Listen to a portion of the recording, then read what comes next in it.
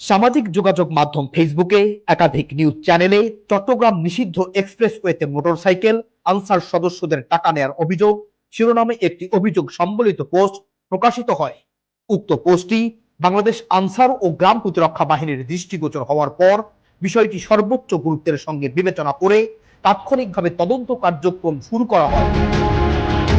তদন্তে প্রাপ্ত তথ্য অনুযায়ী 2 জুলাই 2026 চট্টগ্রাম পতেঙ্গা সি বিচ এক্সপ্রেসওয়েতে দায়িত্ব পালনকালে আনসার সদস্য মোহাম্মদ আসিফ বিশ্বাস এবং আনসার সদস্য মোহাম্মদ আরিফুল ইসলাম আনুমানিক ভোর 5:30 নিয়ম বহির্ভূতভাবে এক্সপ্রেসওয়ে দিয়ে একটি মোটরসাইকেল চলাচলের অনুমতি দিয়ে উৎকোচ গ্রহণ করেন বলে প্রমাণিত হয়। অভিযোগের সত্যতা নিশ্চিত হওয়ার সঙ্গে সঙ্গেই বাহিনী থেকে উভয় আনসার সদস্যকে তাৎক্ষণিকভাবে বরখাস্ত করা হয়েছে। বাংলাদেশ আনসার ও গ্রাম প্রতিরক্ষা বাহিনী শৃঙ্খলা, সততা, স্বচ্ছতা ও জবাবদিহিতার সর্বোচ্চ মান বজায় রেখে দায়িত্ব পালন করে আসছে। দুর্নীতি, চাঁদাবাজি, উৎকোচ গ্রহণ, ক্ষমতার অপব্যবহার কিংবা জনগণের আস্থা ক্ষুণ্ণ করে এমন কোনো অনৈতিক কর্মকাণ্ডের বিরুদ্ধে বাহিনীর জিরো টলারেন্স নীতি বলবৎ রয়েছে।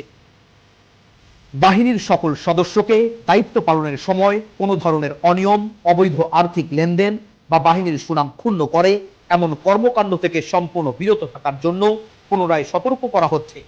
ভবিষ্যতে এ ধরনের অপরাধে কেউ জড়িত প্রমাণিত হলে তার বিরুদ্ধে প্রচলিত বিধি অনুযায়ী আরো কঠোর ব্যবস্থা গ্রহণ করা হবে।